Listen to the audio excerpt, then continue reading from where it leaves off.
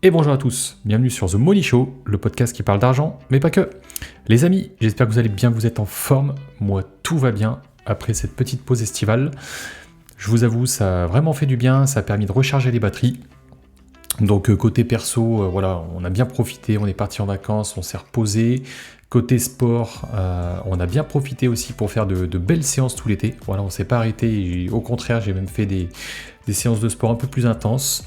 Côté travaux, on a fini la première partie des travaux dans les RP, donc c'était cool. Moi j'ai terminé ça la première semaine de mes vacances, donc j'étais super content parce qu'on a terminé les 2 bureaux. Et puis côté podcast, on a fait une petite pause sur le mois d'août, donc c'est vrai que ça a fait du bien aussi.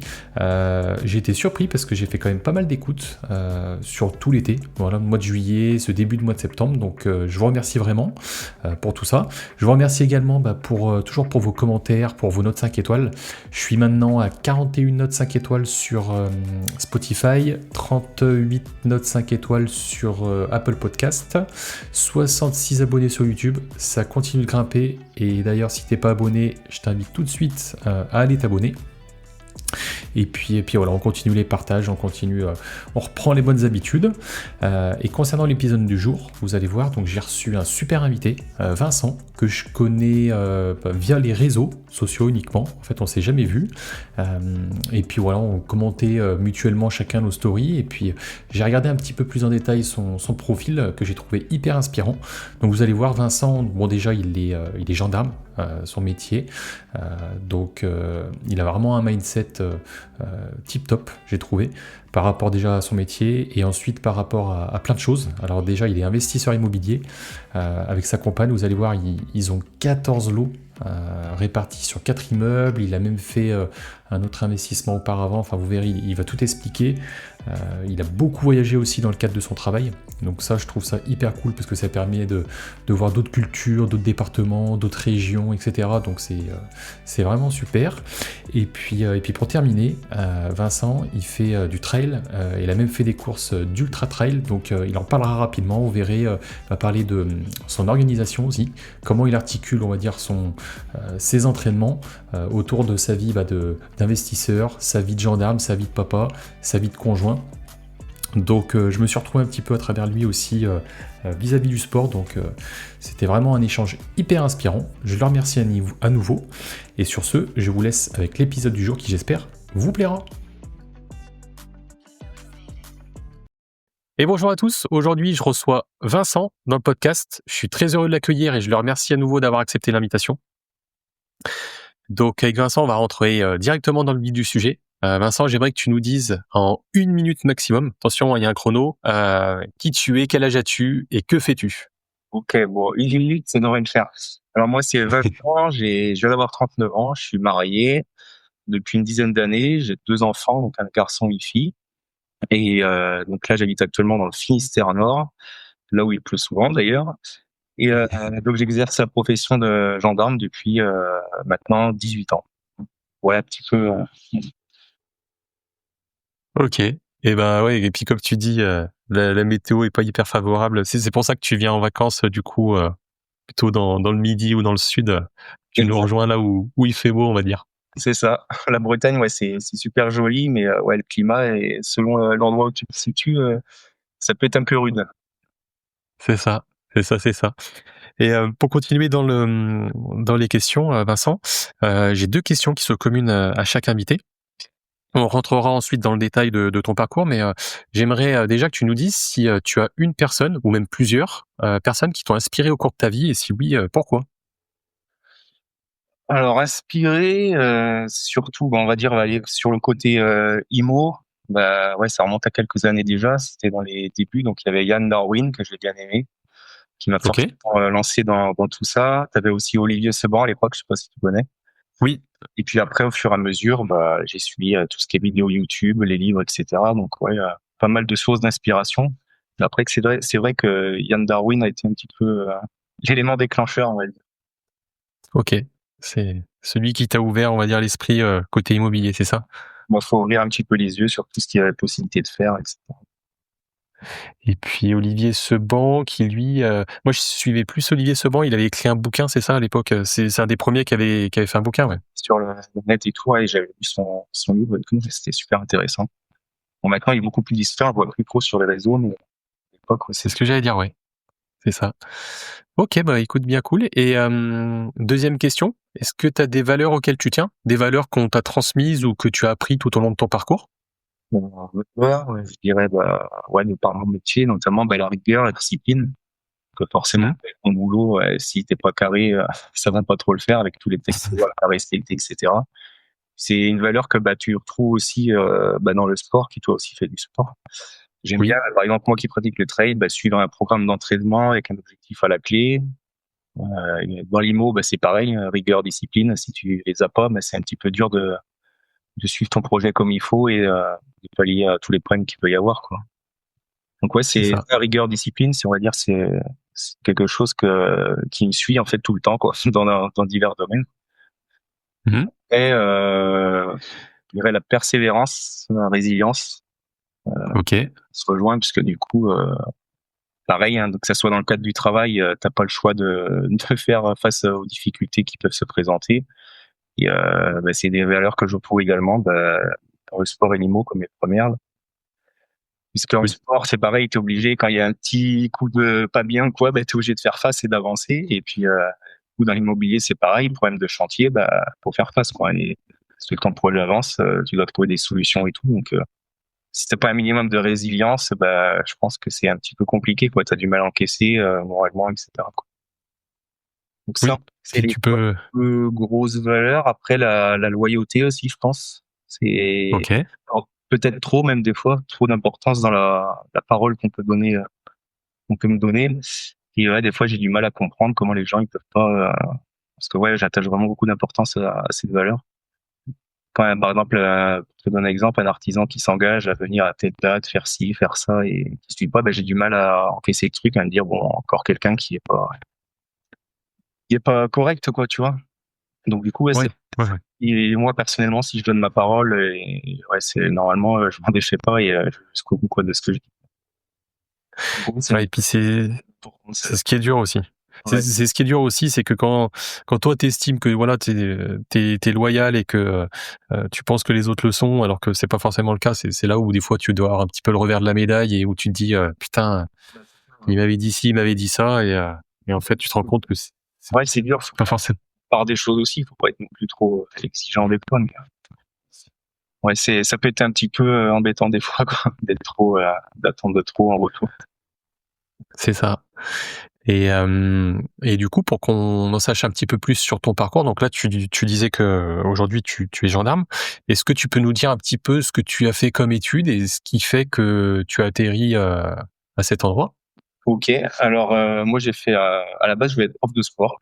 Oui. Le lycée, les résultats n'étaient pas forcément à la hauteur de ce que j'espérais. Donc j'ai basculé en bac STT commerce. Je sais pas si ça existe toujours. J'ai fait un bac STT commerce et suivi d'un BTS MUC, donc c'était management des unités commerciales, Ouais. sans vraiment savoir ce que je voulais faire derrière, un peu perdu. De là, j'ai un copain qui m'a dit qu'il passait le concours gendarmerie. Bon, je me suis un petit peu intéressé au truc, je suivais ça un petit peu de loin. J'ai vu qu'il avait réussi et tout, et je me suis dit pourquoi pas moi, quoi. Donc j'ai commencé à regarder un petit peu, etc. Et j'ai passé le concours que j'ai eu. Ouais. Donc après, donc une fois passé le concours, donc j'ai travaillé un petit peu dans un magasin de vêtements le temps d'avoir les résultats. Ok. Ensuite, j'ai intégré l'école de Châteaulin pendant 10 mois. Et puis, donc, Mhm. après, forcément, à l'issue des 10 mois, donc, tu as une formation militaire, une formation plus gendarmerie typée sur le professionnel, police judiciaire, etc. Et du coup, à l'issue, en fonction de ton classement, tu peux choisir une région d'affectation. Tu as un amphi à la fin, et puis en fonction de ton classement, si tu as plus ou moins de la chance, tu pourras aller à peu près dans la région que tu veux. Donc, Ouais. j'ai choisi, j'étais déjà avec ma femme à l'époque, étant breton à la base, on voulait partir au soleil, donc on a choisi la région PACA. Et on s'est retrouvés dans les Bouches-du-Rhône, grosse unité, se situait entre Aix-en-Provence et Marseille. Donc, Oui, ouais, ok. à l'heure de Marseille à peu près. Et ouais, c'était la zone. Donc, ouais, travail. Donc là, j'ai appris, je suis resté 6 ans là-bas. J'ai passé mon diplôme d'officier de police judiciaire là-bas. Et ouais, grosse expérience. Je pense que j'ai vu des trucs que je reverrai jamais dans ma carrière. Et au bout d'un moment, marre un petit peu de tout ça, de la pression qu'il peut y avoir, etc., de la ville en elle-même, en fait. Hein, j'ai décidé avec ma femme d'aller voir un autre département mitoyen, donc on a décidé d'aller dans le Var. Donc j'ai fait une demande pour aller là-bas. J'ai dû attendre 2 ans Ok. et j'ai pu aller dans une belle brigade qui est connue dans toute la France, forcément, Saint-Tropez, Ah oui, sympa. pour rejoindre Louis de Funès pour quelques années. Euh, je suis resté quasiment 4 ans. Et là-bas, pareil, grosse expérience avec comme tu peux voir les reportages à la télé et tout, il y a une partie vraie. Bon, après, c'est un petit peu gonflé des fois, mais des Il y a trucs, de quoi faire, quoi. ouais, des trucs de fou. Hein. C'est là que tu te rends compte que la population, il y a vraiment des gens qui ont vraiment beaucoup d'argent. Donc là, j'ai fait des détachements aussi en brigade de recherche sur des dossiers. Puis, nous est venue l'envie d'aller faire un tour en Outre-mer. Donc du coup, j'ai postulé Ok. un appel à volontaires pour partir en Outre-mer. Et on est parti en 2017, fin d'année 2017. On a pu partir à La Réunion. C'est pareil, tu dois faire une demande avec tous les Outre-mer possibles. Ouais. Et on a mis La Réunion en premier choix et on a pu avoir La Réunion. Donc, j'ai fait un séjour de 4 ans là-bas. Trop Et bien. pareil, expérience incroyable. Donc ouais, tu te retrouves à travailler dans un endroit où les gens vont en vacances et tout. C'était juste fou. Les jours de repos, tu les passais à faire des randos, du trail, du snorkeling. Ah, Euh, incroyable. C'était juste dingue. Et retour à la réalité, après les 4 ans, donc faut faire un choix. Pareil, par contre la contrepartie, c'est que c'est une mutation nationale. Donc là, on a fait nos choix de région. On a redemandé PACA en premier, et après on avait mis Languedoc, Bretagne, bon, au cas où pour rejoindre la famille. Et on a eu notre troisième choix, la Bretagne. Et j'ai été affecté du Ok. coup dans le Finistère. Donc un Ok. peu retour à la case départ. Je suis dans le même département où j'ai commencé l'école. Voilà, 18 ans après. Retour à la case départ, retour aux sources, quoi. Et là, j'ai une demande pour rejoindre le Var.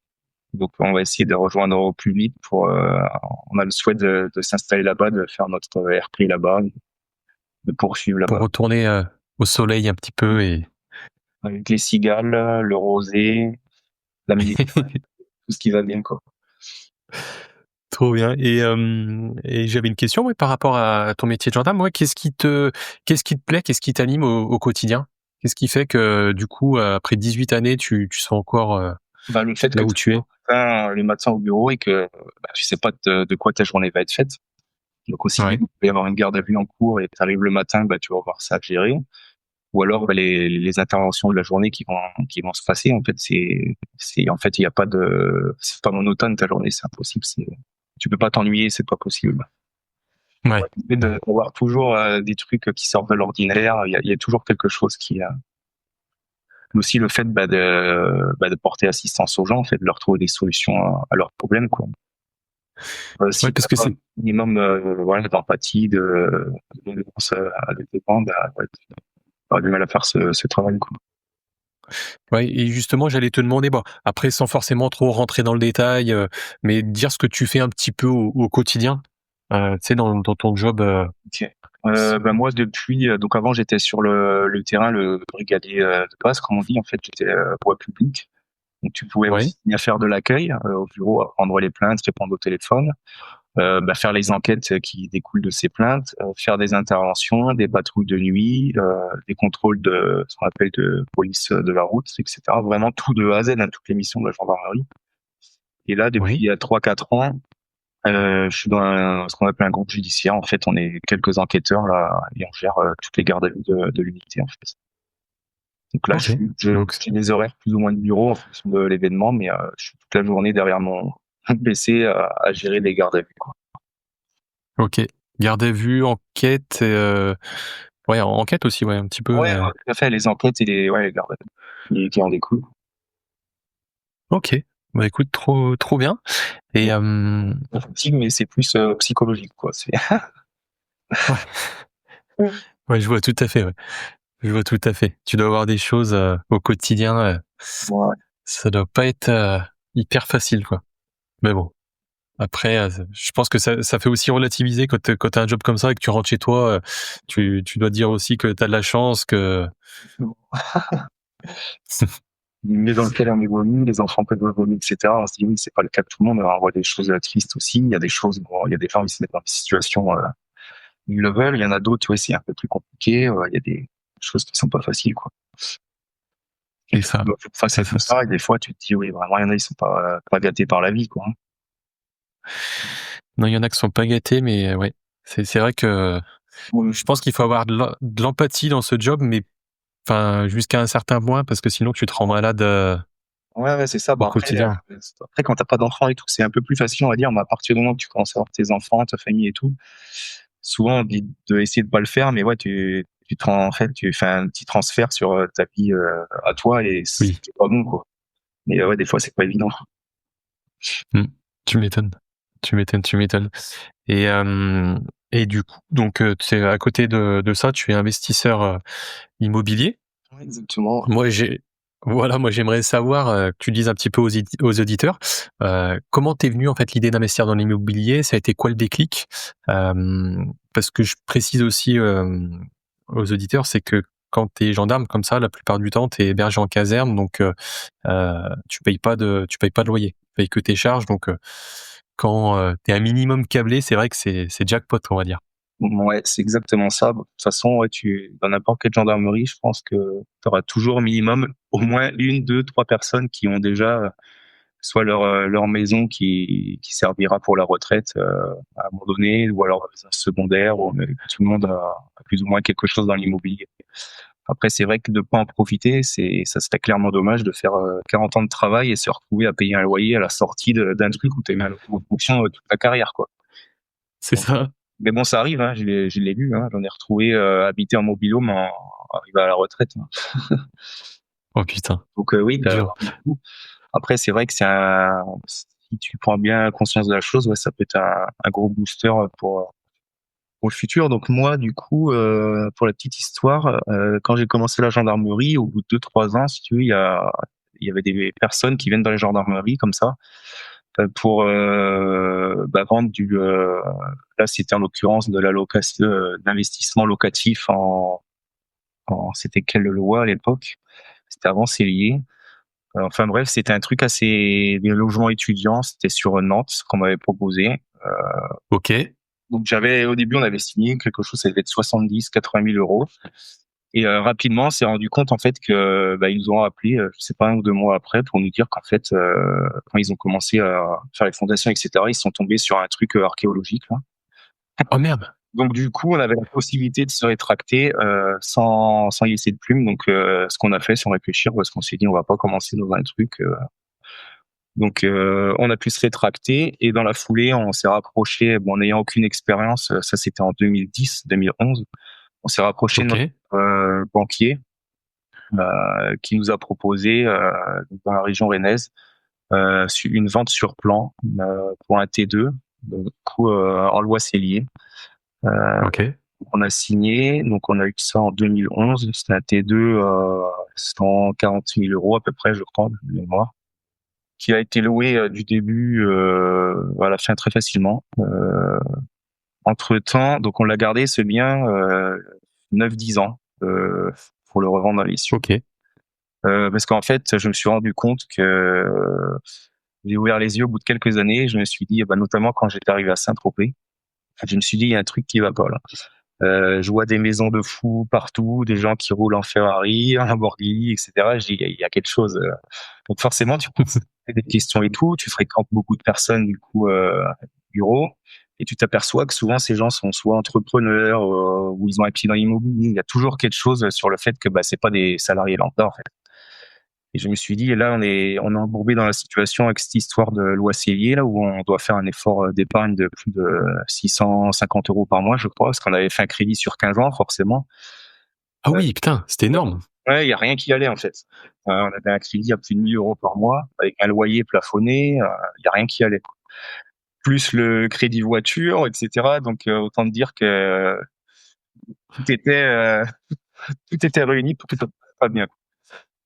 Donc là, je me suis dit, donc il va falloir qu'on vende cette loi Cellier, qu'on solde le crédit voiture. Là, on arrivait pile au bout des 9 ans de la loi Cellier. J'ai dit, on en profite. En arrivant à La Réunion, on l'a mis en vente. Il a été vendu en une semaine.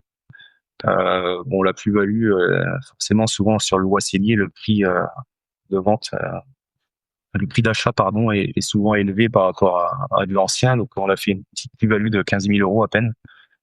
Okay. Bon, déjà, t'es retombé sur tes pattes parce que des fois, quand il y a des programmes comme ça, tu t'es pas obligé souvent, on te survend la zone et au final, tu retombes pas forcément sur ce que t'as acheté. On savait avec l'emplacement, on savait que normalement, on n'aurait pas perdu. Et c'est vrai qu'après la construction d'une autre, ça poussait de partout. Donc, c'était pour de ce côté-là. Après, du coup, on a vendu. Ouais, c'est surtout qu'on a pu récupérer la partie qu'on avait amortie. Donc ça, c'était avec l'effort d'épargne qu'on avait fait tous les mois. Heureusement qu'on récupérait quelque chose. Oui. Et du coup, j'ai commencé en étant à La Réunion, là, on était loin, 10 000 kilomètres et tout. Je me dis, je commence à regarder les annonces pour investir en Bretagne, pas loin de chez nos parents. Je me dis que ça va être compliqué, etc. Je regarde plein de vidéos YouTube, j'achète plein de livres. Il faut que je me forme au maximum, quoi. Et à un moment donné, on prend le taureau par les cornes. On devait rentrer pour les fêtes de Noël. Je crois que c'était en 2020. Et je repère 3-4 biens. Et je dis à ma femme, on va visiter pendant les vacances de Noël. Là, j'ai trouvé 2-3 trucs. Là, il y a moyen peut-être de faire quelque chose. Et donc du coup, on fait une visite. C'était un local commercial, un ancien magasin de chaussures, avec un appartement qui était vétuste et inoccupé au-dessus. Et c'était en vente, ça venait de baisser, c'était en vente, je crois, au prix de 85 000 euros à peu près. Donc pas cher, dans une commune d'à peu près 5-6 000 habitants, mais qu'on connaissait très bien, forcément à côté de chez nous. Et on savait que c'était dynamique, qu'il n'y avait pas de logement location, qu'il n'y avait rien du tout. Et là, du coup, on prend un maître d'œuvre qui est situé 2 numéros de rue plus loin, qu'on connaît bien. Et on lui demande de nous faire un devis pour les travaux, pour le local commercial qu'on souhaitait garder et tu pouvais habiliter. Et le plateau qui avait à l'étage, on souhaitait le couper en deux, dont un souplex qui allait récupérer la partie réserve au fond du magasin, en fait. Ok. Des gros travaux avec création d'un couloir, etc., colonne montante et tout ça. Sauf que le maître d'œuvre nous dit, oui, mais pour faire des plans, des devis, etc., je fais pas ça gratuitement, forcément, ça va coûter un petit peu d'argent. Donc on s'est dit, allez, on tente le coup. Donc on fait une offre d'achat qui est acceptée, ça passe, etc. Et puis on se met d'accord avec le maître d'œuvre, on signe également pour sa prestation. Et au final, coup de chance, ça rentre dans nos calculs étaient pas trop mauvais, ça rentre dans les clous, ce qui nous fait, on a à peu près 140 000 euros de travaux, 145 000, et on arrive à peu près à 230 000. 230 000 et on prévoit des loyers assez élevés par rapport à ce qu'on veut faire. Et quand on met tout en location, on est surpris puisqu'on arrive à avoir ce qu'on voulait. Donc du coup, ouais, carrément. Après, c'est un projet à peu près 8%, 8% de renta brut. C'est pas fou, mais nous on est content pour la location à l'année.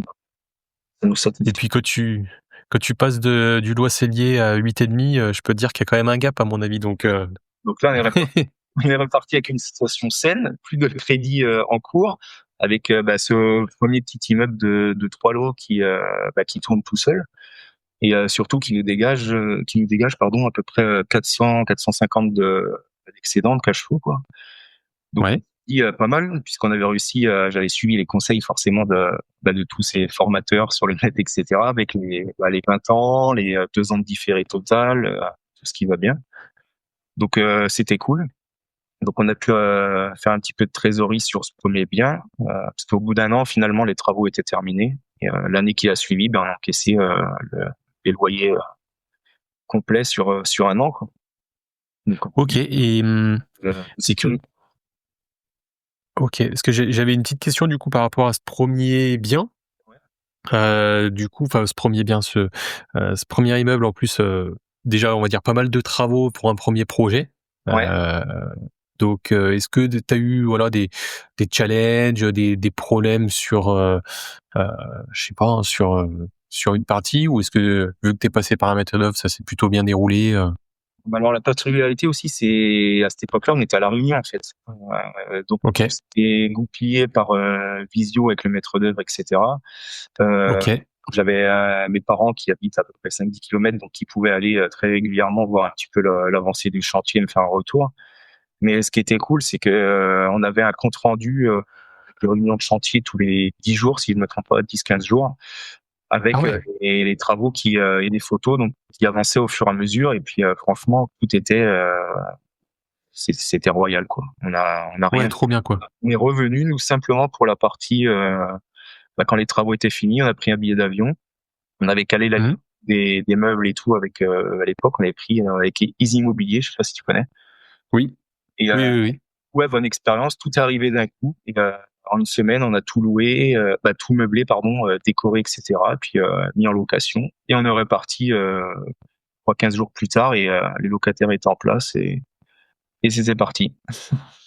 Ok, bah trop bien. Et donc ça, donc Euh, Pas de difficulté particulière à part qu'est-ce qu'on a eu ici dernièrement, mais c'est après coup, ça on s'est aperçu en fait plancher bois et on s'est aperçu qu'en fait le plancher du souplex était en train de s'affaisser ok, il y a à peu près 1 an et demi, 2 ans. Donc du coup, on a été obligé de refaire des travaux et avec le maître d'œuvre, on a fait remettre un IPN de 3 mètres dans le local commercial donc, pour consolider le plancher. Ça a fonctionné, hein, ça a bien remonté tout et tout est carré maintenant. Et ouais, mauvaise surprise, mais après coup, en fait, on aurait pu l'anticiper aussi, mais il n'y avait pas de mais problème. ouais, pas vu sur le moment, ouais. Ouais, non. Puis c'était un bâtiment qui n'était pas habité depuis 10-15 ans. Donc. Ouais. Donc tu pouvais pas savoir. Ok. Et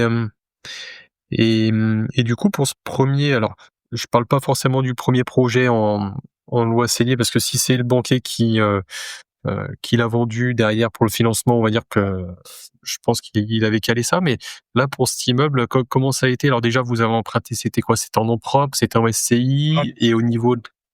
En nom propre, parce qu'on s'est dit, bah pareil, j'avais vu que forcément pour si t'as du cash flow et tout, c'est plus facile pour l'utiliser, pour Mhm. les travaux, etc. ou réinvestir derrière. Donc on a fait en nom propre. On a été voir notre banquier. Ah oui, oui. Précision aussi, c'était en plein Covid. Du coup, ouais, je l'avais commencé à démarcher des banques, donc notre banquier en premier. Les retours tardaient, etc. On a pris un courtier qui, au final, nous a ramené sur notre banque et on a fini par signer l'offre de prêt avec notre banque. Donc lui, il a gagné un petit billet de 2000 euros sans rien faire au final parce que c'était tellement une galère pour avoir des retours des banques à cette époque-là qu'en fait, on est revenu au Ok. fond de notre banque et être notre conseiller bancaire habituel et tout est passé comme ça. On avait pris un courtier. Ouais, c'est ce que j'allais dire, c'est il y a pas eu de souci au niveau de l'endettement, dans le sens où toi, tu avais revendu ton cellier, t'étais hébergé à titre gratuit. Ouais, puis on avait soldé aussi crédit, j'avais tout soldé, crédit voiture, tout, et puis bah j'avais remis les comptes, je veux dire bien comme il faut, avec on avait on sait après avoir été formé qu'il faut des comptes bancaires clean, bah du coup tu fais attention les 3 mois d'avant pour que tout soit nickel, propre, qu'il n'y ait rien à dire. Et puis bon, le banquier voit aussi ce que tu fais. J'avais fait une belle plaquette pour présenter le projet, avec les projections, etc. Et ouais, quand tu amènes un minimum de sérieux dans ce que tu présentes, ouais, il voit que ton projet peut tenir, quoi. Et donc après, sur un premier projet, en tout cas, ça passe, on va dire, ça passe tranquille. C'est bien passé, ouais, et du coup, tu parlais aussi d'immobilier, donc du coup, je suppose, alors le local, ça, c'est des revenus fonciers, Ouais, tu pas le choix, et derrière, immobilier, ça veut dire que tu as meublé les appartements, les 2 appartements que tu as fait et loué en meublé, ça? ouais, En exactement. LMNP? Les 2 logements, ces 2 T2 sont en LMNP, ouais.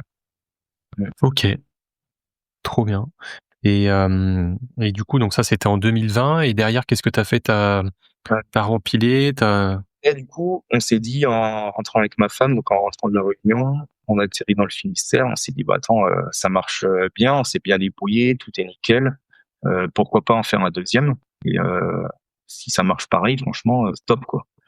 Donc là, on se met en recherche, pareil et en 2022, on signe, une petite maison de ville qui était divisée déjà en 3 logements, mais qui était plus habitée depuis, 15-20 ans et qui était, en indivision avec, je crois 7 ou 8 héritiers derrière. oh! Ouais, Ouais, donc dans une commune pareil, dans le même, profil, 5-6 000 habitants, à 15 minutes de la mer, à 30 minutes de la maison où on est actuellement. Donc plutôt facile pour gérer et donc là, on fait une offre, bah, on négocie pas le prix puisqu'en fait, il venait d'être baissé, la semaine d'avant de 20 ou 25 000 €. Heu, OK. donc on a fait une offre à 130 000 qui a été acceptée et on avait à peu près 100 000 € de travaux. Il y avait tout, donc tous les sols à refaire, les murs, l'isolation, et élec, plomberie, une partie de toiture également. Il y avait quand même pas mal de travaux. Heu et du coup, pour ces travaux-là, on a fait confiance à l'agence immobilière parce qu'on connaissait pas d'artisans dans la région étant donné qu'on venait d'arriver et on a fait Mmh. confiance à l'agence qui nous a conseillé un courtier en travaux et là, OK. c'était la mauvaise idée. Du coup, ce courtier, au départ, on voit qu'il n'avait pas l'air de connaître trop le truc.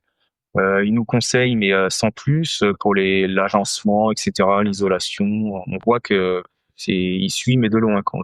Donc on est parti, là. Finalement, on poursuit, les travaux commencent. C'est vite, tout s'enchaîne et après, bon, il y a des grosses périodes d'absence de l'artisan. Des malfaçons qui arrivent, que ça soit avec le plaquiste, notamment, ouais, beaucoup de plaquistes. L'électricité, tout ça se passe et après, ouais, des absences à répétition, des engagements qui sont pas tenus, des artisans qui font un travail bâclé, sale, enfin. Et puis étant à côté, donc là, je suis le projet et ouais, agacé de la situation.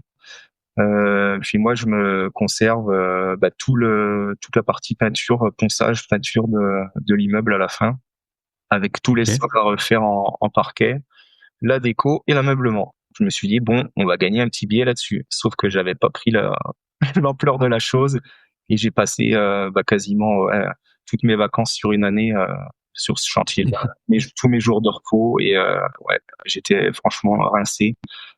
Tu Euh, m'étonnes. puis du coup, on a réussi quand même à finir ce projet tant bien que mal. Mais ouais, ça n'a pas été facile. Puis il a fallu rattraper pas mal de dettes de la part des artisans. Mais ouais, c'est Ouais. un projet qui est à peu près ouais, rentable comme le premier, avec pareil un excédent, on a à peu près 500 € de cash flow sur celui-là. Un crédit pareil en LMNP sur les 3 Donc en appartements, nom propre, OK. Ouais, OK. un studio et 2 T2. Donc sur 25 ans, pareil, on a eu un différé de 2 ans total, avec un taux qui était intéressant à l'époque. Donc franchement, ça tourne bien.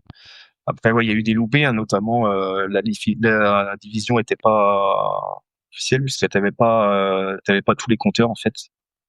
T'avais qu'un compteur OK, et pour les communs, bah pour la maison entière en fait. Donc et tu as laissé tel quel ou tu as refait, en fait, on en a rajouté 2, donc un par appartement. Et Mmh. en fait, pour les communs, ça a été un petit peu la galère parce que bah, le courtier en travaux suivait rien du tout. Nous, on était un petit peu encore novices dans le truc et on s'est aperçu que bah, en fait, bah, il y avait un coût assez important pour en mettre un dans les communs. Et donc on a fait faire les devis nous-mêmes avec Enedis, etc. Donc il fallait faire une tranchée parce que c'était mal situé pour le réseau. Il fallait faire une tranchée dans la rue de 5-6 mètres de long, etc. Ouais, il y avait pour 5-6 000 € juste pour mettre un compteur dans les communs. Ah oui, Donc ouais, d'accord. il manque cette partie-là qu'on n'a pas pu mener à terme, quoi. Donc après, il y a des sous-compteurs pour la partie eau, etc. Mais ça, c'est pareil. À la base, on voulait mettre un compteur individuel pour l'eau. Notre demande, elle a pas été prise en compte. Le plombier a installé des sous-compteurs. Enfin, il y a rien qui allait, quoi. Bah, après, en fait, c'est que tu as pas le droit de refacturer. Enfin, tu peux louer, tu loues avec un forfait charge, mais derrière, tu peux pas refacturer, l'élec, c'est ça? Ouais, pour l'eau, c'est pas un problème puisque du coup, j'ai le détail, en fait, j'ai un compteur principal avec puis les sous-compteurs, donc je sais la consommation des appartements, donc là, il y a pas de problème à ce niveau-là. C'est plus pour Mmh. l'électricité le problème, qu'en fait. Tu peux pas, ouais. Ouais, bah, après, Bah après, oui, on a réussi à s'arranger. Attends, on a réussi à s'arranger comme il faut pour ouais, que ça pose pas de soucis par la suite. Mais j'aime pas, c'est des choses, tu vois, c'est des choses sur lesquelles j'aime bien que ça soit carré, tout ça, tout ce qui est compteur, etc. Puisque même en cas de revente, si tu vends des trucs comme ça, c'est un petit peu problématique, quoi. bah, ça peut faire partie des points de négociation. En gros, si quelqu'un achète, il peut dire: «Bah, voilà, moi, je veux bien l'acheter, par contre, je négocie parce que derrière, faut, faire intervenir Enedis et cetera», donc Ouais. faut juste le savoir, en fait, quand tu fais l'investissement. Bah, exactement. Bon, voilà, on apprend de Voilà. ses erreurs encore une fois. Et puis, bon, chantier numéro 2, on voit que ça se passe mal avec le courtier en travaux, donc ça plus jamais. Et puis ouais, les artisans là, par rapport au premier projet, on a vu que tout était carré, tout coulait, tout, franchement c'était top. Et là où des gens vraiment pas sérieux, c'était juste incroyable, quoi. Ils venaient sans les outils, donc moi je laissais mes outils sur place, ils tapaient dans ma caisse à outils, je retrouvais pas mes outils, c'était Un des- sketch. Ouh, non mais c'était vraiment, franchement, fallait le vivre pour à s'arracher les cheveux, quoi. Putain, et ça t'a quand même, donné envie de continuer, quoi? Ouais. Bah ouais, bah quand même un petit peu, mais bon, ouais, j'ai eu une période où je me suis reposé un bon moment après. Ouais. Et donc là, t'as terminé cet immeuble, les travaux, et cetera, tu mis en location et derrière t'as empilé encore sur quelque chose, ouais? Ouais, donc derrière, il y a eu encore 2 projets. Bon, en fait, je dis que ouais, ça m'a un petit peu saoulé le deuxième, mais finalement pas assez parce que il était pas encore fini, on était encore dans la galère, que j'ai réussi à convaincre ma femme d'en chercher un troisième. Ouais. Et du coup, on en a trouvé un troisième. On a fait une offre alors que le deuxième n'était pas fini encore, parce que je voulais enchaîner en fait, et pour pas perdre de temps. Et on a trouvé un immeuble c'était une grande longère divisée en 3 lots, et donc qui était déjà loué en fait.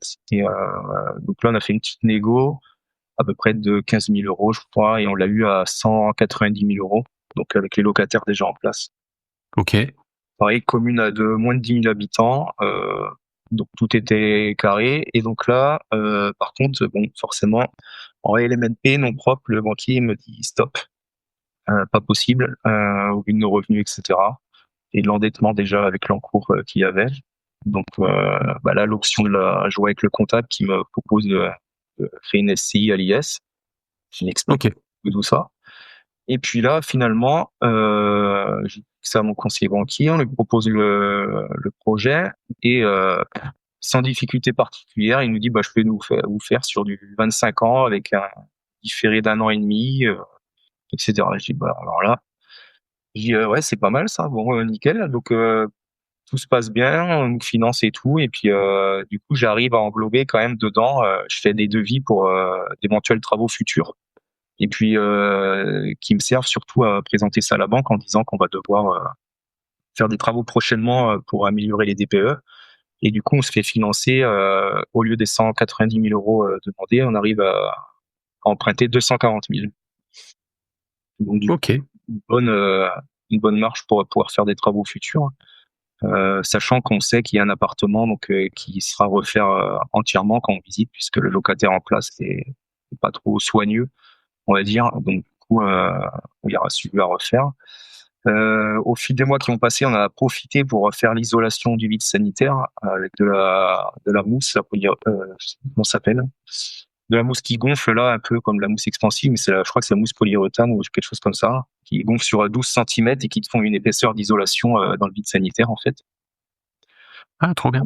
On a fait ça, on a fait changer les portes d'entrée, on a refait les tableaux électriques des 2 autres appartements, etc. Donc on a mis un petit coup de neuf, tout ça, changé les chauffages pour repartir du bon pied. Mmh. Ça, c'était une fois que tout était signé et qu'on avait pu avoir les clés, parce qu'avant, il y a eu pas mal de rebondissements, en fait. Je sais pas si tu connais la Mérule. Oui. Et ben en fait, on a découvert la mérule sur ce bien-là la veille de la signature. Oh putain, les boules. Du Ouais, coup, vous avez signé quand même, ouais? ouais, bah en fait, si tu veux, alors la veille de la signature, non, je te dis des bêtises, 2 ou 3 jours avant, les diagnostics étaient arrivés, étaient plus bons en fait, et donc ils missionnent un nouveau diagnostiqueur pour refaire tout. Et donc c'était pas le même que celui qui était allé la première fois. Et quand il va dans le vide sanitaire en fait, avec sa lumière au niveau des box de la cave, il s'aperçoit qu'il voit quelque chose sur le mur comme de la mousse. Et il soupçonne la présence de mérule. Donc dans l'autorisation propriétaire de casser une partie du mur de la box pour accéder au vide sanitaire. Et Mmh. bah, pas de place au doute, ouais, la mérule qui s'est propagée au mur du vide sanitaire pour remonter dans un appartement, possiblement. Et en fait, on s'aperçoit dans le vide sanitaire que, bah, à l'époque, quand ils ont coulé la dalle béton, ils avaient laissé tout le coffrage en bois dans le vide sanitaire, plus plein de détritus, etc. Et bon, la mérule se nourrissant de bois, et ben, ça n'a pas loupé. En fait, ça s'est propagé sur les murs pour remonter. Bon. Et donc là, bon, alerte rouge. On a l'alerte pour le chantier numéro 2. Il nous tombe ça dessus à 3-4 jours de la signature. On se dit c'est pas possible, on annule tout, on voit comment on fait, mais donc on bloque la signature et on réfléchit avec le notaire, l'agent IMO, le vendeur, etc. Et on lui dit bah nous on veut bien acheter, mais par contre vous faites les travaux de traitement avant et puis vous revenez vers nous à l'issue. Donc là il missionne une entreprise spécialisée là-dedans qui fait le traitement rapidement et donc la Ouais. signature est décalée à je sais plus 3 semaines ou un mois après. OK, mais ça a été traité, il y avait plus de soucis particuliers? 2 devis. Je sais plus, il y en avait un. Après, la zone n'était pas non plus, c'était pas infesté. Je veux dire, ça se limitait à quelques mètres carrés, mais c'était pas normalement trop méchant non plus, quoi. Et du coup, en fait, il missionne la moins chère des deux entreprises pour laquelle il a fait le devis. Donc, il y avait 3 000 à 4 000 euros d'écart quand même entre les deux. Donc Mmh. jusque là, bon, ok. On décale la signature et donc la veille de la vente, là, je dis bon, je vais aller vérifier quand même le travail fait. Et quand avec l'agent IMO, je lui dis bah vous êtes allé sur place se revérifier. Ah non non, mais bon c'est des professionnels, etc. Je dis bah moi je vais y aller dans le sanitaire, donc je vais avec ma petite lampe et tout. Et déjà je m'aperçois qu'en fait tout ce qui est détritus de bois et tout qui devait être évacué, les encombrants, etc. Il y avait des sanitaires et tout qui avaient été posés là-dedans à l'époque. Et ben en fait au lieu de les évacuer, l'entreprise avait tout stocké dans un recoin du vide sanitaire tout au fond dans l'obscurité pour pas qu'on le voit en fait. Donc je me dis déjà là le travail doit être mal fait, bâclé. Et donc les injecteurs qu'ils avaient mis dans les joints du mur pour traiter la mérule en fait, donc ça avait été fait. Sauf qu'en fait, en l'espace d'une semaine, 10 jours, il y avait plus de mérule que avant traitement en fait. Donc, Putain! ouais, ce qui était apparent était 2 fois plus important. Donc, je dis bah là il y a un problème. Je dis à l'agent immobilier venez avec moi dans le vide sanitaire, on va regarder ensemble ce qu'il y a, mais ça va pas quoi. Ah il me dit bah là oui c'est vrai que bah oui il y a un problème. Bah on annule 2e fois. Et on arrive à tomber d'accord avec le propriétaire. On lui dit bah là il va falloir traiter avec une société sérieuse. Donc on appelle l'autre société qui était plus chère et qui vient voir le travail. Il lui dit non non c'est pas du tout, c'est pas possible ce qu'ils ont fait en fait c'est pas professionnel et tout. Il me dit moi si je vous fais le traitement il faut casser dans le logement au-dessus pour voir si ça s'est pas propagé. Je lui dis mais oui mais il y a un locataire en place. Ah oui bah si vous voulez faire le travail comme il faut le faire. Ah, OK. Bon, du coup, ouais, on le voit avec le propriétaire et avec ma notaire qui nous conseille de, en fait, séquestrer une somme correspondant aux travaux. Donc là, il y avait quasiment pour 10 000 euros. OK. Donc on fait séquestrer cette somme chez le notaire, on fait faire les travaux et en fait, on voit avec le locataire en place pour bah, que sa salle de bain soit carrément mise à nu pour voir si la mérule s'est propagée. Et heureusement qu'on l'a fait, puisqu'en fait, ils ont dû traiter également, puisque ça a commencé à remonter en fait derrière un mur de la salle de bain. Ah ouais, putain. Donc, Énorme. on a signé une fois les travaux faits, et puis derrière, bah, il a fallu gérer, bah, refaire la salle de bain, etc. On avait normalement, c'est pareil, là, on a eu des soucis avec l'artisan qui devait donc refaire cette salle de bain et le locataire devait aller dans le logement d'à côté qui était encore vide pour profiter de la salle de bain, mais l'artisan lui en a décidé autrement. Il a refait donc la salle de bain en question plus celle du voisin qu'il devait faire plus tard, en fait, au lieu de faire les salles de bain l'une après l'autre, si tu veux, il a fait les deux d'un coup pour pas perdre de temps. Et moi, je me suis retrouvé avec un locataire qui avait plus de WC, qui avait plus de douche, qui avait plus rien, quoi. Donc, que des galères, en fait.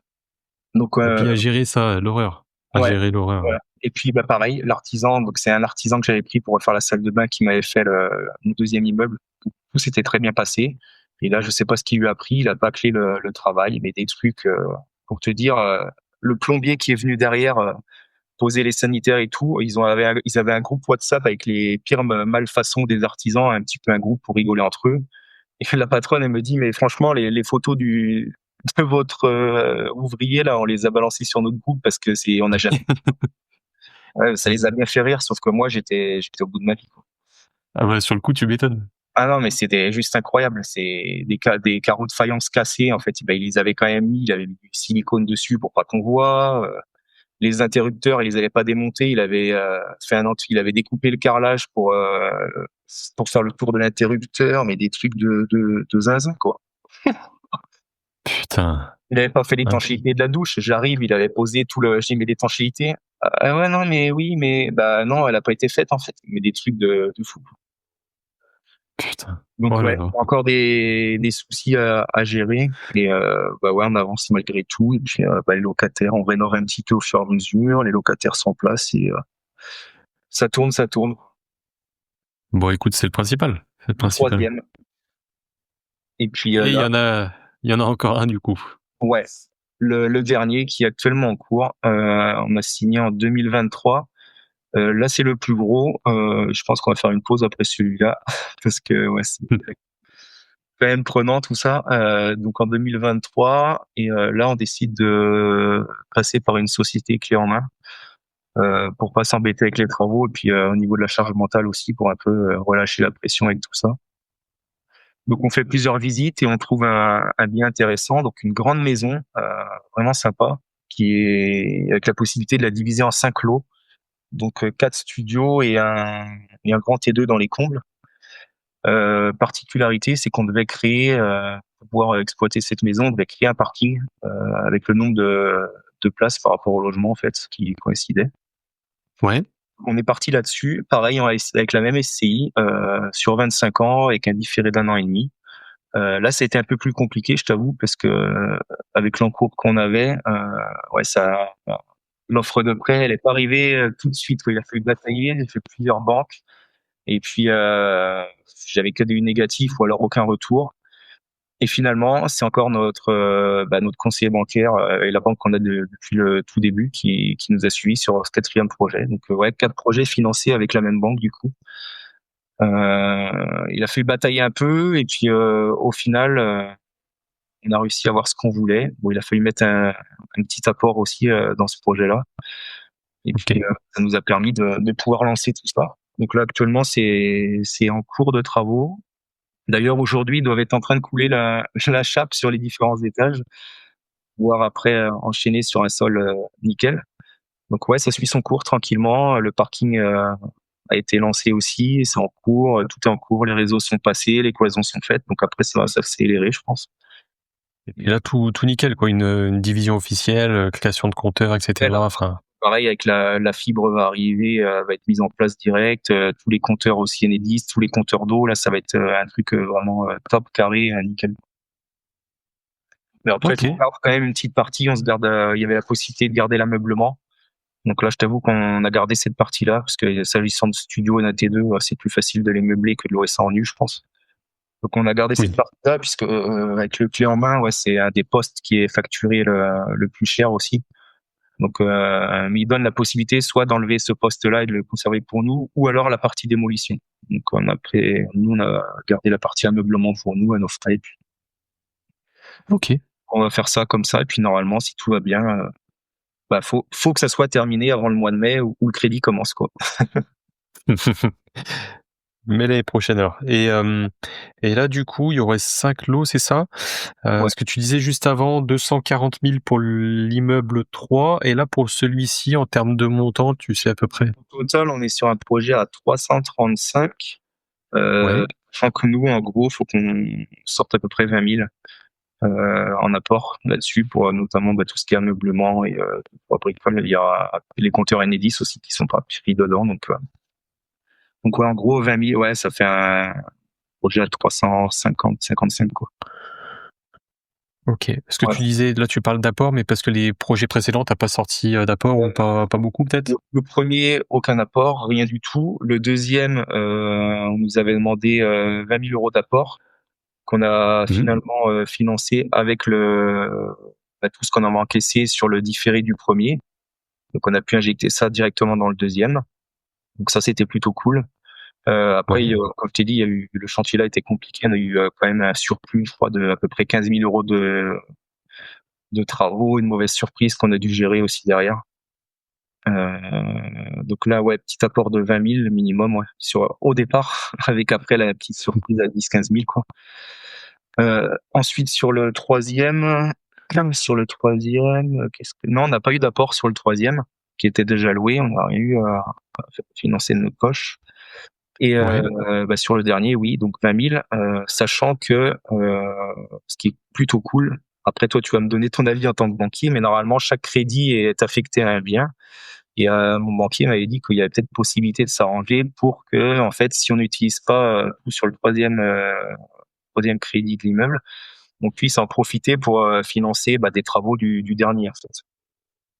Ok, Et, du coup, on a tenté le coup. Il nous restait, j'allais dire 20-30 000 euros sur le troisième immeuble qu'on n'avait pas utilisé du tout. Et finalement, vu que c'est au nom de la SCI aussi, on arrive à passer des factures sur ce crédit-là pour le dernier bien. Donc c'est plutôt cool, quoi. Ça, je vais te le dire, moi, ce que ma version, c'est que vu que pour moi, il y a rien d'officiel, c'est officieux. D'accord. Mais du coup, si c'est le banquier qui te l'a proposé, autant en profiter. On a tenté le truc, il me dit vous pouvez tester, on verra quand je soumets ça pour le déblocage des fonds avec les factures. Et jusque là c'est passé, et puis il me reste plus que 3-4 000 euros à débloquer. Donc en tout cas, autant en profiter. Autant en profiter. Puis ce que j'ai envie de te dire, c'est que déjà c'est au sein de la même SCI. Et si derrière tu vois les artisans sur les factures, ils mettent pas forcément de lieu de chantier, logiquement ça passe. Il y a pas de raison. Voilà. Ouais, écoute, c'est pas souvent, mais écoute, tant mieux si le banquier t'a proposé ça. Hein.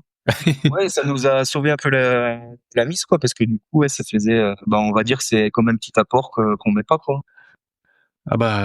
C'est toujours ça de prix. Carrément. Ok. Donc ouais, nous Donc, voilà peine endettés avec tout ça maintenant. c'est ça, ça fait, attends, 3, ça fait, 14, ça va faire 14 lots, c'est ça, au Ouais, total? on a fini 14 lots, et puis du coup, on est en cours, avec ce projet-là, on a dépassé 1 million. Ah ouais, c'est beau ça. Ouais, on va dire c'était le cap que je voulais passer pour c'était psychologique aussi un peu, et mais bon, après là je pense qu'on va arriver au max, parce qu'après en fait on gère tout en direct, et c'est vrai que quand tout roule, hein, que les loyers tombent, qu'il n'y a pas d'appel des locataires et tout, c'est cool, hein. Mais ouais, quand sur une semaine, 2 semaines, il y a rien qui va, tu te dis je vais tout vendre, je vais tout mettre en bourse et on arrête là. C'est ça. Mais Après, bon, tu réfléchis, tu passes une nuit et puis c'est reparti. voilà. C'est toujours Ouais, comme ça, de toute façon. exactement. Et du coup, là, tu disais, vous allez stopper un petit peu, c'est parce que déjà, il y a pas mal d'encours, et puis vous avez peut-être d'autres projets, non, ou pas du tout, Ouais, liés à comme je l'immobilier? avec la mutation qu'on a demandé dans le sud, le but étant d'avoir notre ERP aussi, pour plus tard, et pour pouvoir profiter maintenant, et pas dans 10-15 ans avec les enfants quand ils seront peut-être plus à la maison, aux études, etc. Donc ouais, le but, ça serait d'aller dans le sud, vendre le premier et peut-être le deuxième immeuble en fonction, pour un peu gommer notre taux d'endettement là, et financer une partie de l'ARP avec l'apport venant de la vente de ces biens-là. Et puis après, voir, on aimerait bien aussi, notamment ma femme, lancer soit une activité de gîte ou chambre d'hôte. Le but, c'est d'avoir une maison en fait qui nous coûte rien en fait, si tu veux. Trop bien. Une maison, ouais, voilà, avec des dépendances qu'on pourrait exploiter pour essayer de gommer au maximum le crédit, quoi. Trop bien. Et puis moi, pour avoir, parce que j'ai bossé 6 ans sur le marché des particuliers, donc Ouais. j'ai géré pas mal de gendarmes et aussi pas mal de personnes aussi dans les établissements scolaires qui étaient hébergés comme ça à titre gratuit, Ok. qui faisaient du locatif. Et ce qui bloquait aussi à une certaine période au niveau des sociétés de caution, au niveau des engagements, c'était que bah voilà, en termes d'encours, ça commençait à faire beaucoup. Ouais. Et derrière, j'avais toujours les sociétés de caution qui me disaient: est-ce que les clients ont leur résidence principale ou un pied-à-terre pour quand ils seront à la retraite? Donc ça, tu vois, c'est arrivé pour des personnes qui commençaient à avoir entre 40 et 50 ans. D'accord. On me disait souvent: est-ce qu'ils ont leur résidence principale? Parce que derrière, quand ils seront plus, quand ils vont plus travailler là-bas, est-ce que tu as tenu compte de l'endettement, s'ils doivent se reloger, s'ils doivent repayer un loyer, et cetera. Donc là, on va dire, ça suit l'ordre logique que le banquier veut que tu prennes, tu vois. Enfin, en tout Ouais, cas c'est ça, que exactement. De toute façon, oui, il faut prévoir aussi l'avenir et le futur. Et ouais, plus vite on va le mmh, faire, ouais, parce que ouais, la quarantaine approche à grands pas. Je me dis, oui, refaire un prêt sur 20, 25 ans, bah oui, ça arrive vite. Et puis du coup, faut pas tarder non plus pour faire ce projet-là, quoi, de RP, quoi. c'est ça. Et Et ben puis il y a écoute, l'envie trop aussi bien des je t'avoue, de se poser après ces quelques mutations. On a pas mal bougé, on a envie d'avoir une situation un peu plus stable avec notre cercle d'amis posé à un endroit et voilà, quoi. ouais, moi je comprends, ouais, je comprends. OK, bah écoute, trop cool. Et si tu avais, on va dire, un conseil à donner à quelqu'un qui veut se lancer dans l'immobilier locatif, qu'est-ce que tu lui donnerais comme conseil? Arrêtez de repousser le projet à demain. Non, C'est en vrai? vrai, ouais, qu'il faut se lancer en vrai. Il y a pas de c'est un des trucs franchement, une fois qu'on a mis les pieds dedans et qu'on se rend compte bah, c'est quand même assez facile en vérité si, tu as une, situation bancaire assez saine et que tu as un travail, je veux dire un CDI et que tu fais pas n'importe quoi avec ton argent, et que c'est ton premier projet, que ça soit pour un appartement ou un immeuble de rapport ou autre, une coloc ou j'en sais rien, c'est assez on va dire, c'est assez facile en fait. Il y a des craintes pour, pas grand chose. Mais c'est vrai que ça fait peur après que les gens s'arrêtent, aux locataires qui payent pas, aux dégradations, à la gestion locative, aux travaux. Alors qu'en réalité, ça peut si tu réfléchis avec 10, 15 ans plus tard, tu peux avoir, le capital amorti que tu récupères et cetera notamment. Donc ça peut être Mmh. un petit coup de boost pour après notamment par exemple acheter ta RP ou autre, hein, mais ouais, Ouais, faut pas les RP et puis le plein de frein est choses, hein. limite en fait, faut juste y aller et puis après, tu vois comment ça se passe et en vrai, il y a toujours des solutions en vérité après. C'est vrai que des Ouais et fois, puis le au moment, ça fait un peu peur, il y a des gros doutes qui peuvent s'installer et cetera, mais de toute façon, il faut se dire que si tu le fais pas, personne le fera à ta place, donc ou alors tu restes c'est ça. dans le rythme que tu as actuellement et puis tu feras comme tout le monde, tu arriveras à la retraite ou sans RP ou tu laisseras rien à tes enfants. Moi, c'est pas du tout un truc que je souhaite, donc ouais, Mmh. non, faut rester motivé et se lancer, faut pas repousser à demain, en fait. Plus tu es jeune, Oui et puis en immobilier, en plus, on va dire le gros avantage de l'immobilier, c'est le temps qui passe. Donc plus le temps non, ouais, passe, plus tu amortis du capital. Donc ça, c'est de l'enrichissement qui est caché. Et puis comme tu dis, tu vois, ça peut faire un capital, pour pas mal de choses, hein. Si tu as un projet, par exemple une résidence principale, si derrière tu as un projet entrepreneurial, voilà, quand on veut créer une société comme ça, la banque souvent demande 20 à 30 d'apport. Donc tu vois, ça peut être un petit coup de pouce. Si derrière tu penses à la retraite, que tu veux investir en bourse et avoir des revenus passifs, enfin c'est vrai que ça peut être, exactement. c'est plutôt sympa l'immobilier sur ce côté-là. Et on est dans un pays en plus où, on va dire l'accès au crédit immobilier est quand même plus facilitant aussi, des taux moins élevés que ce qui peut se faire, à droite à gauche. Donc, tu dis tu pars de rien, tu peux acheter de l'immobilier, sans apport ou même des fois avec un petit peu d'apport.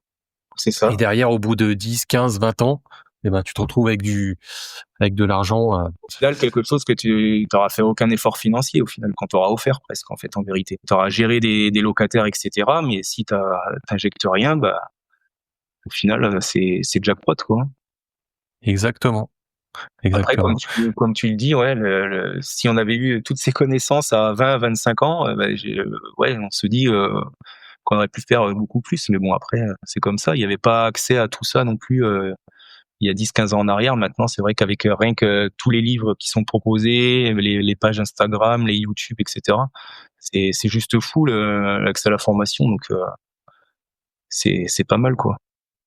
C'est ça, c'est ça, c'est ça. Bon, en tout cas, trop bien. Et maintenant, je voulais qu'on parte un petit peu sur, du coup, sur le trail, sur la course à pied, pour faire un petit peu le lien justement avec, parce que moi, en tout cas, j'en vois des liens entre l'immobilier et le sport. Est-ce que toi, tu peux nous dire déjà comment tu es tombé dans la course à pied, dans le trail, et les liens que tu peux faire entre l'un et l'autre? Ok. Du coup, moi, j'ai toujours fait pas mal de sport depuis l'adolescence. J'ai touché un peu à tout. Et puis, le trail, en fait, en arrivant à La Réunion, forcément, les randos, etc. Puis, je sais pas si tu connais la Diagonale des Fous, le Ban Raid. Un petit peu, Et un du petit peu. coup, je me suis dit, mais c'est top, quoi. Tu pars en mode trail là dans les montagnes et tout, tu vois des paysages de fou, tu te régales, quoi. T'es tout seul face à la nature là, c'est juste génial.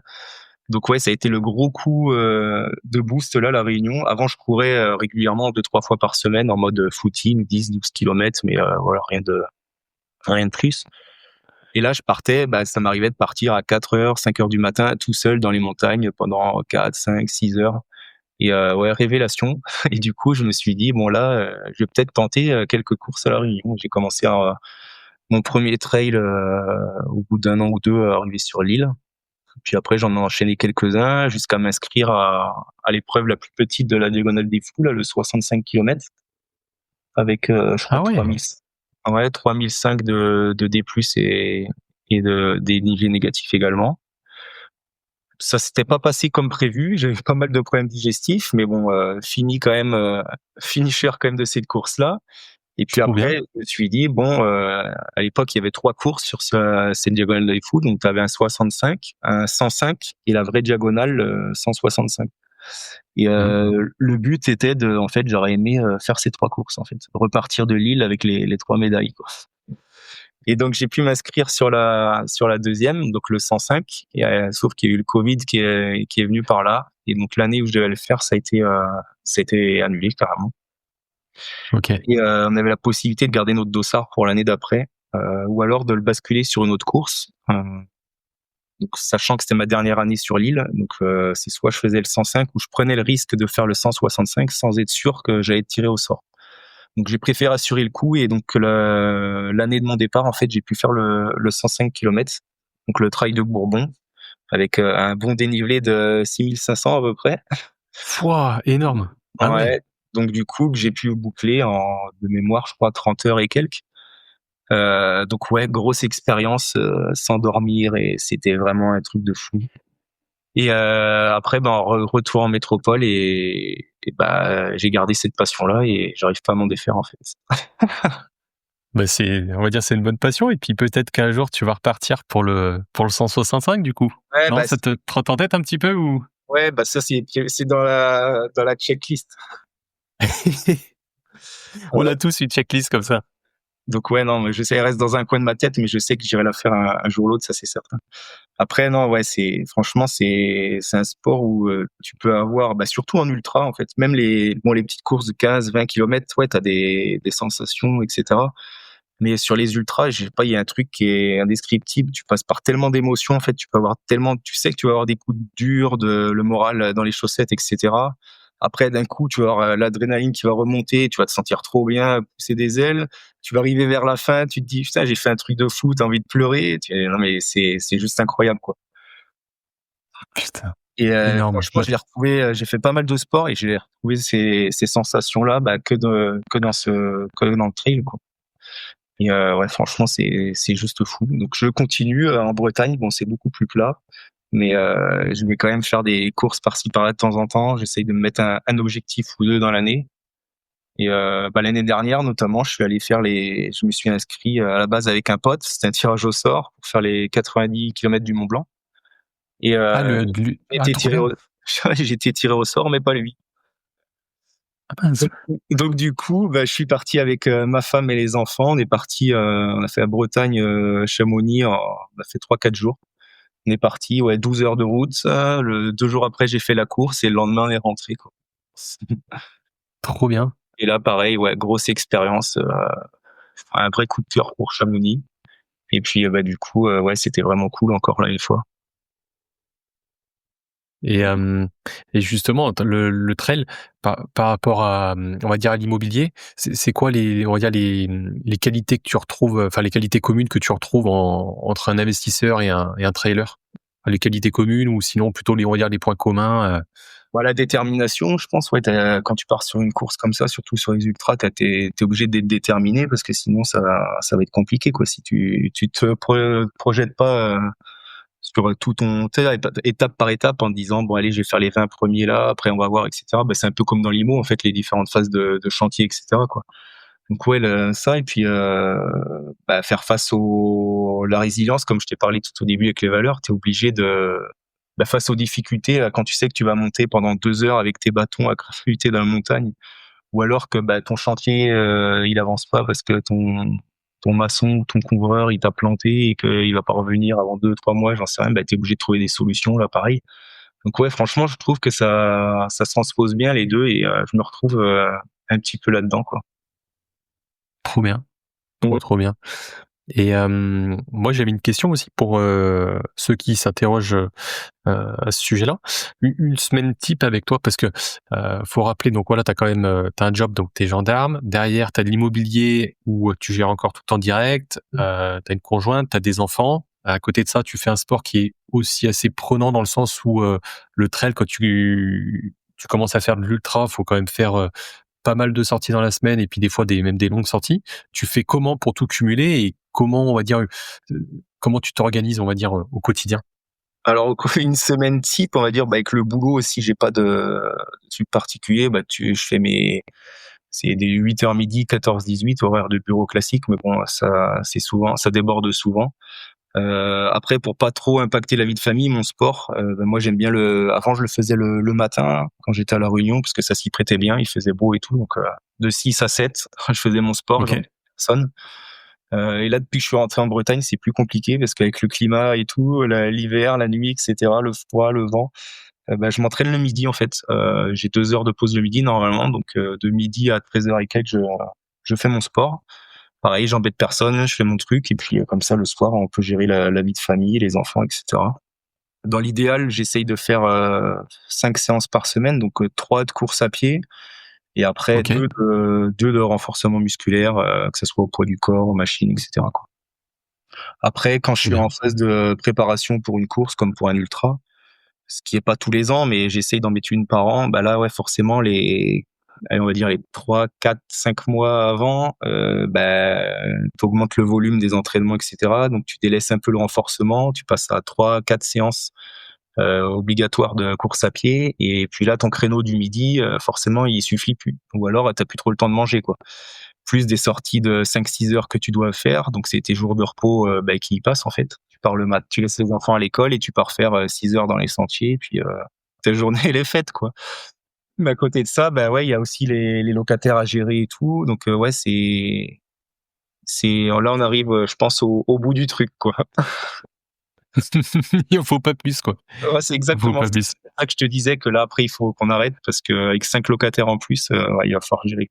D'autant plus qu'on veut partir dans le sud, donc tout sera à distance, donc ouais, il va falloir faire face à ça aussi. Mais Ok. ouais, de quoi Mais sauver ouais, la semaine avec tout ça, sans problème, quoi.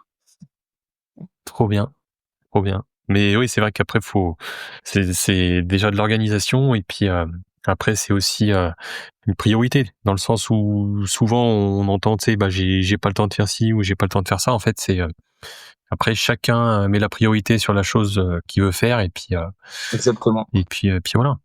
Après, je sais que moi, ouais, on va dire, c'est ouais, plus ou moins vital pour moi le sport. Ça fait longtemps que j'en fais et ouais, puis je peux pas.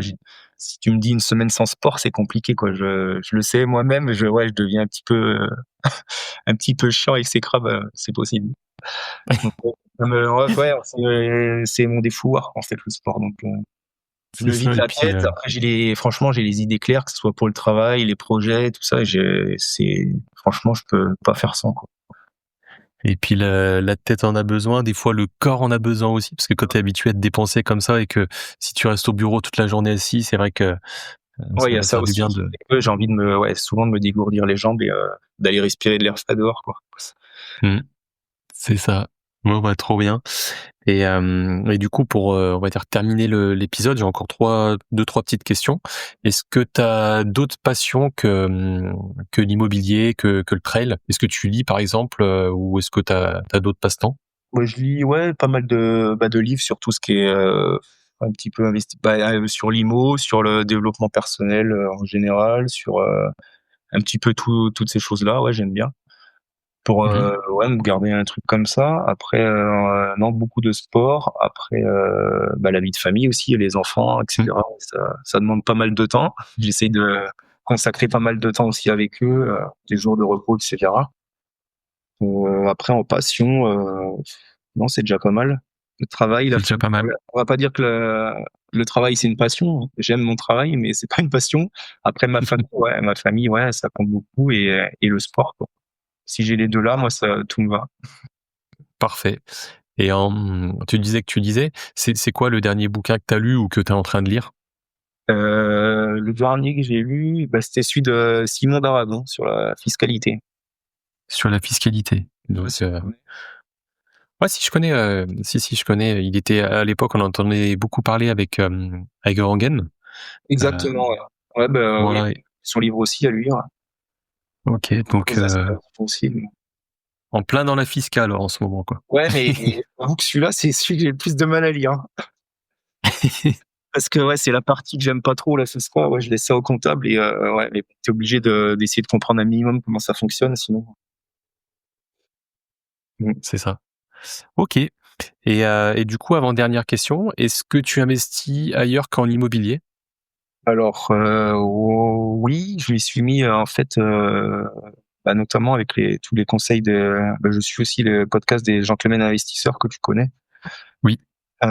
Du coup, notamment avec les conseils de Tony et tout, j'ai commencé à me renseigner un petit peu sur qu'est-ce que c'était le PEA, etc. J'en avais, hein, PEA, PEL et compagnie, avec tous les bons conseils du banquier.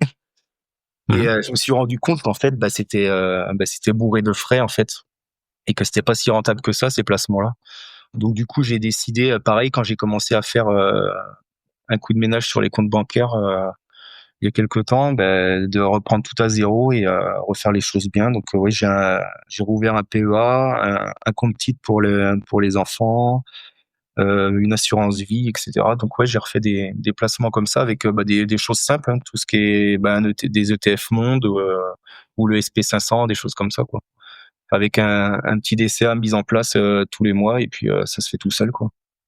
C'est ça, du passif pur, là, Ouais. comparé à l'immobilier. Un peu de bourse dans ce sens-là. Après, un peu de crypto aussi depuis quasiment 2 ans. Ok. Et bon, j'attends le coup de bourre là qui devrait arriver. Non, tout va bien. Après, ouais, je suis positionné plus sur les altcoins, donc j'attends de voir ce que ça va donner. Après, je sais que c'est ultra volatile, donc voilà, si ça performe, tant mieux. Sinon, c'est une somme faut se mettre en tête que c'est possible de tout perdre, quoi. À partir du moment qu'on se met ça en tête, ouais, il y a pas de blocage et c'est plus facile à accepter.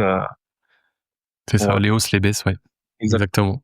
Comme pour la bourse au final, hein. Quand on a compris que c'est sur du long terme, faut pas paniquer et revendre au mauvais moment.